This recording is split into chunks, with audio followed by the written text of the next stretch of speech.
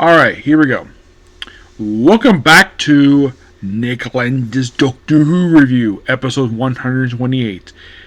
We are reviewing the penultimate story released for season 8 for Doctor Who, which also, this one also happens to be not only the penultimate story of season 8, but also the penultimate story of Jon Pertwee's second year of the show. Yep. Known as Colony in Space. And I watched this one again now. Now, if you're really curious, do I have any memories of this one? Not really, no. This is the first time I remember watching it because next one, I do have a little bit memory, a little bit of it. This one, no. Not really. The watching reminded me a lot of Power of the Daleks. Namely, the whole thing of like we have somebody posing under a particular alias who got killed in the case of the last one. Yeah, it reminds me of that. It reminds me of a second Doctor story, which I found that'd be interesting. And they had this dome, which reminded me a lot of the dome from Power of the Dalek, except that was like a full-fledged colony. While this one was a struggling colony, which is starting out.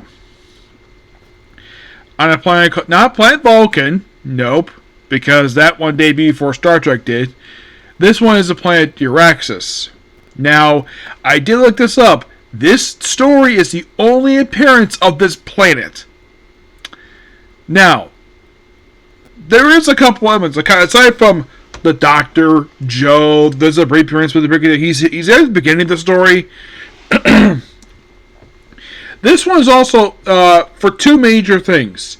Number one, it is the first Doctor Who story to have the Doctor leave the planet with the TARDIS.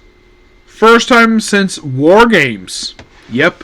It's also the first time that Joe has seen the interior of the TARDIS. Yep. First time she's ever seen it. And to just go to this planet. Third, it is the debut of Doctor's new... it was his sonic screwdriver. Yep. It debuts in the story. Also, we get the return of... I think this might have been the first time I could think of this has happened. I think this story here might be the debut of the interior of the Master's TARDIS. It debuted back in, well, Terror of the Autons. Now, I did read the reason why they decided to do this. Go to the alien planet instead of doing the Earth-based story, like they have been.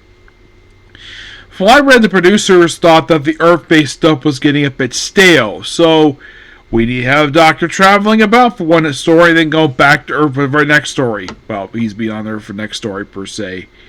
Yes, as a matter of fact, he's on Earth for a little while, actually. He will leave the planet, like, prior to his exile being officially lifted at the start of the 10th season, he would actually leave the planet one more time after this. Yes. Actually, I think like 2 or 3 more times, like... Not a lot per se. He would attempt to leave, but goes right back to Earth. Also, when he goes to this planet, the TARDIS disappears. It's not seen again until the end of like part 6. So, look for the Master, and they're like, nah, they can't pick him because he's definitely on a planet. So, Doctor and Joe goes to the TARDIS. They test it out, like, oh crap! And then we see Return of the Time Lords. Yes. Making their first appearance in the show since War Games, and wearing the same exact outfits as War Games, which I thought that was interesting. Clearly these are not the same people who basically were part of that trial, but I guess that they decided to have the Time Lords wear these outfits because that's what they wore in the last appearance, and you would not see. And here's the weird thing: they will pop up again next season of the show, and they'll make their final appearance in Jon Pertwee and in the story, The Three Doctors. Of course, we won't see the Time Lords again after that until, believe it or not, when Doctor goes to Gallifrey itself in The Deadly Assassin. One of 2 times the Doctor now, Doctor visits Gallifrey a few times over the course of the series. Like after War Games, that's the first time you actually see the planet itself when Doctor goes there. But after that, the Doctor's not visit the planet again until Deadly Assassin. He does return also Invasion of Time. There's also the start of season 20 of the show, the 5 Doctors. You probably think, like, is there a time during classic Doctor Who that he actually goes to Gallifrey? No.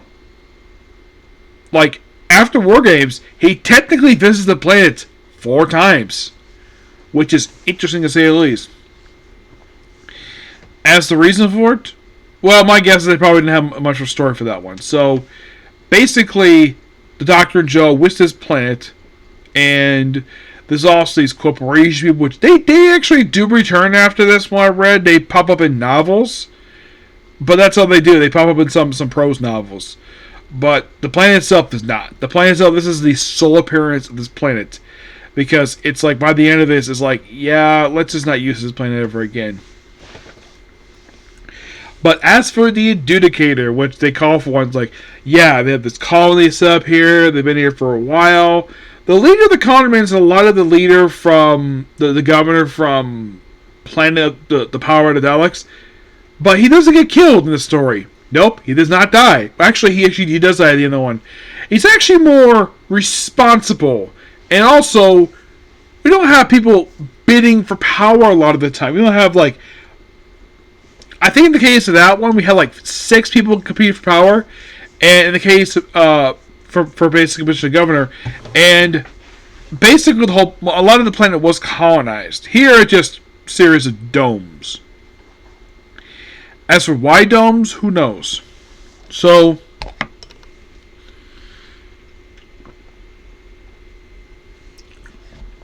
of course, we might bring up that is the year is 2372.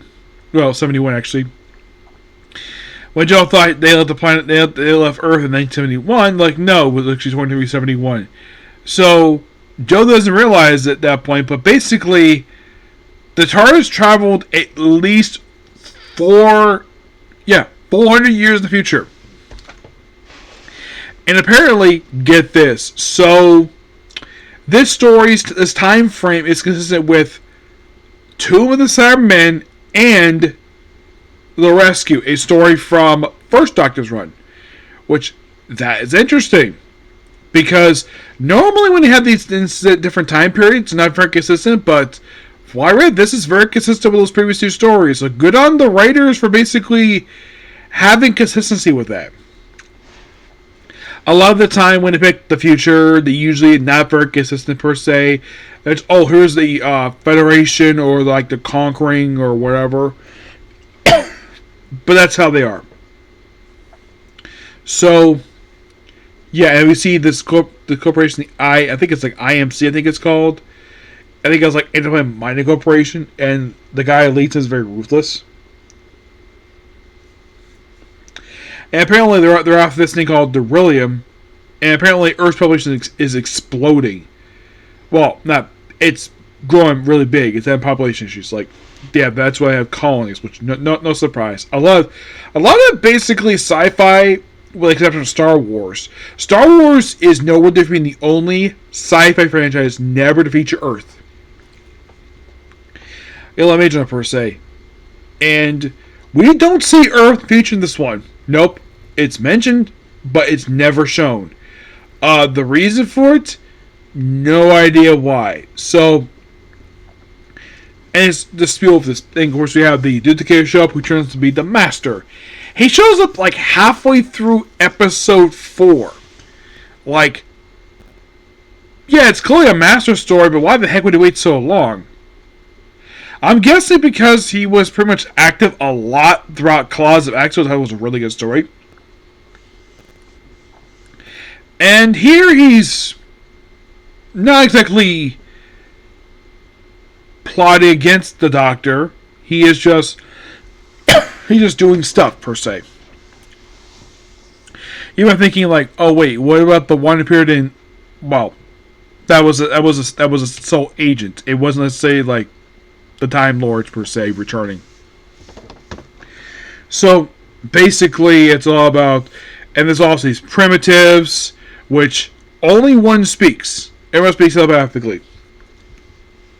So at one point, Joe gets kidnapped, and of course, Doctor visits the city, and he's allowed to leave thanks to a concept of justice. So he does return. He does return, and there's like a big mystery of what causes like what can't the crops grow.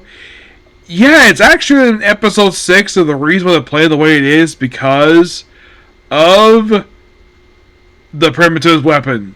Basically the previous civilization that was on this planet, their super weapon, it devastated the planet.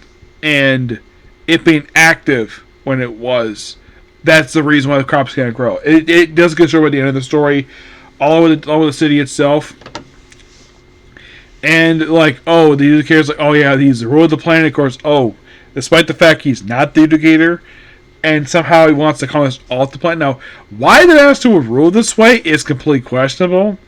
And then we have the Doctor break into his TARDIS, also in the story. So, like, oh, is there an alarm?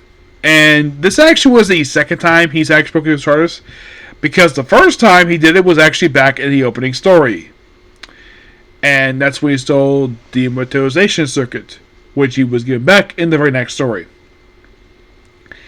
And then the Master's TARDIS, well, it wasn't necessarily seen again until like, well, it was seen basically in the very next story.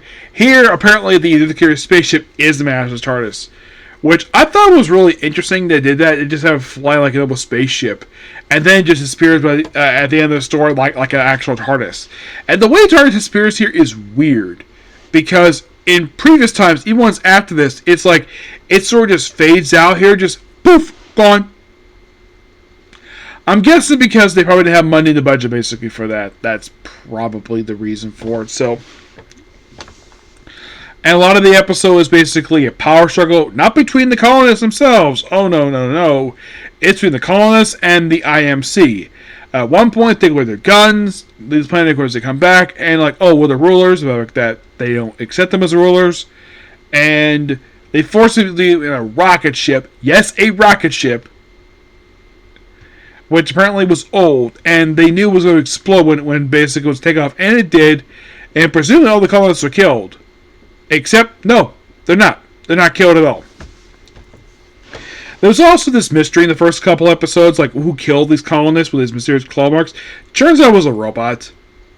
Yeah, a robot. It's like some mystery is solved. The mysteries in this one is solved pretty quickly. It's not necessarily a bad story per se, but it feels a bit of a step down from Claws of Axos, because that was very grippy and exciting. It was like 4 episodes. Did I think Colony in Space dragged? Not really, no. Did I think that we needed didn't need to be 6 episodes? I could probably cut down by 1 episode and give the episode maybe the Demons. Who knows? Did I think it needed before? No. Given the format of the story, I mean, this feels like about 4 or 5 different stories, because there was a mystery about, oh, there's this colonist getting killed, but it's by this giant lizard, turns out it's an illusion. That mystery solved quickly. Then we have sort of a dispute between politics, between who rules the planet, and a Judicator shows up, which he feels like a last minute rewrite.